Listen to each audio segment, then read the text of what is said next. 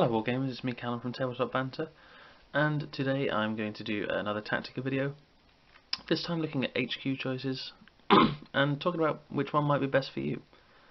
One moment, just going to shut my window. Okay, there we go. So I'm going to talk through a few different styles of HQ choice, and we're just going to explore those individually and look at what might be best for you.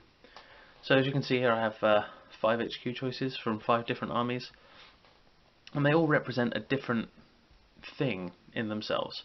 So we'll start here with this HQ choice. Now this is a Space Marine captain on a bike with a power fist.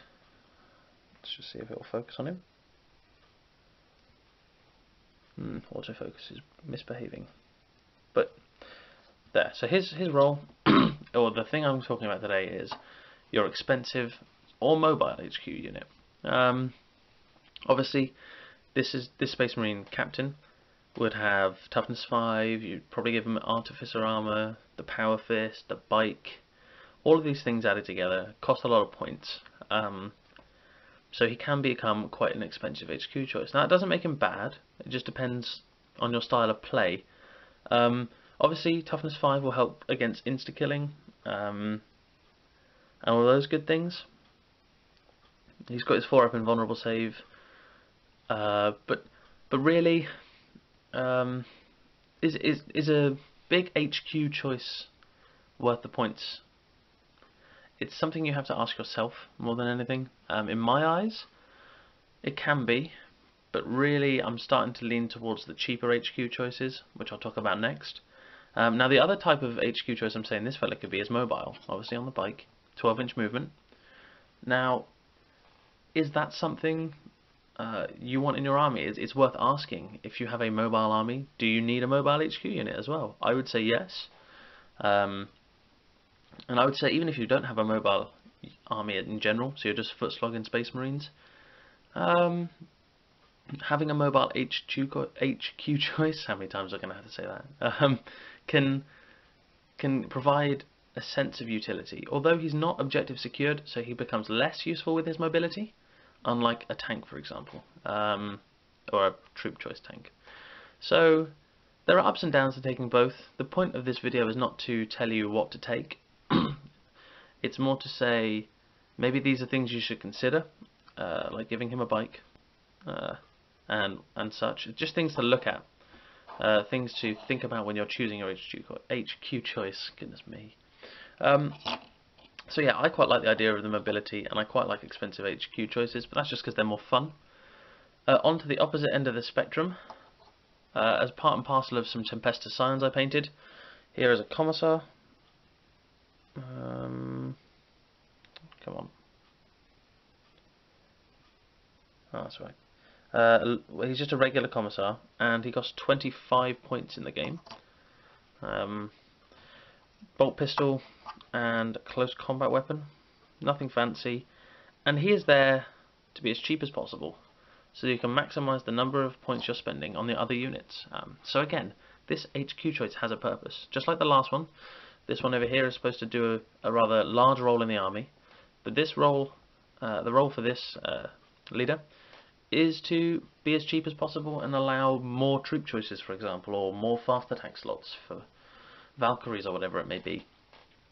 25 points for an HQ choice. I don't know of anything cheaper, so I actually think it's a really good idea, because I like lots of troops.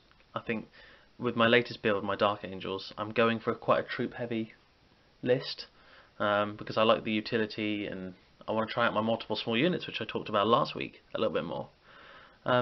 So yeah, I think that a cheap HQ choice has its place, but again, he's not your go-to guy. You cannot expect him to be killing your opponent's super jacked up HQ unit. He is really just there to bring more of other stuff. So the point difference between these two could be around 200 points. 200 points with this, you could maybe invest on some, well, anything really. I mean, with 200 points you can get a lot of Scions. So that's my thought. The cheap ones can be good as well. This is, like I said, a video to explore different options.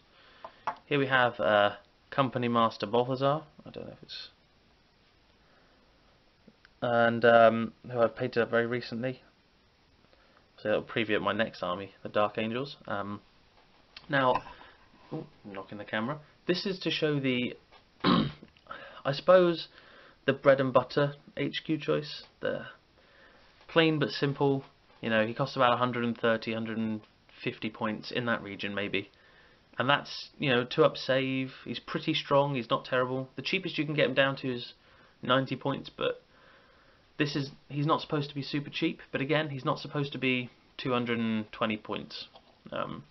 It's a good beginner's step HQ choice, I think. I really do like the idea of it, and that is why I have obviously painted him for use. And I'll definitely be playing him as my HQ choice in my Dark Angels, because I'm trying to replicate the Fifth Company and the Dark Vengeance book, the little mini novel that I read recently, so I'm quite interested in using him. So again, he has his place, a good starting place. Now we have an HQ choice that performs functions outside of being an HQ choice. So like one for synergy. Now I've picked the Tech Marine because that's the only one I have that really shows that. Now he's 65 points with a 2-up save, and he's got a slightly better ballistic skill, and he does all sorts of other things as well. But the main reason anyone I think would take him is for the bolster defenses rule and to repair vehicles. So he can increase the cover save of a building in your deployment zone by 1. So you say, okay, well, I've got 20 scouts and they all have camo cloaks.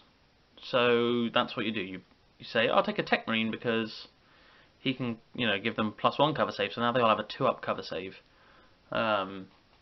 which is really, really good, obviously, and things like that. So he can provide that little bit extra synergy to a list.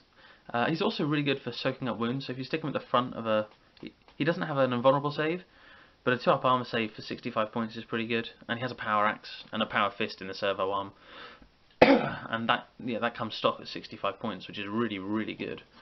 I think they're the slightly underrated HQ choice of the Space Marine Codex, but I like them a lot. I think they perform a purpose, and I've definitely used them when I've tried out some scouts. And finally, we have the Eldar Farseer here from my Eldar collection, which I've been slowly building up. Got to find a good way to sort the focus out on this camera.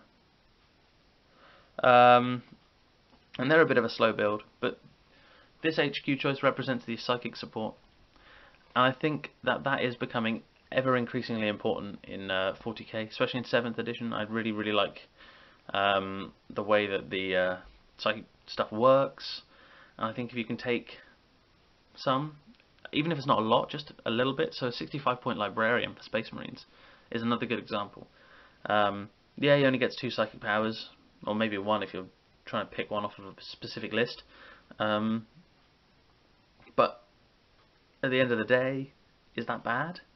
I mean, it does something more than nothing. And well, obviously this is a level 3 psyker, so he's getting all sorts of bits and bobs. But I think taking psychic support keeps you flexible. It gives you another phase where you can do damage or protect your guys for the following phase, or turn, your opponent's turn. So I think what I'm trying to say is all of these HQ choices, every single one of them has a job, and it's about tailoring the HQ choice to your army, or the other way around. So both of these are viable.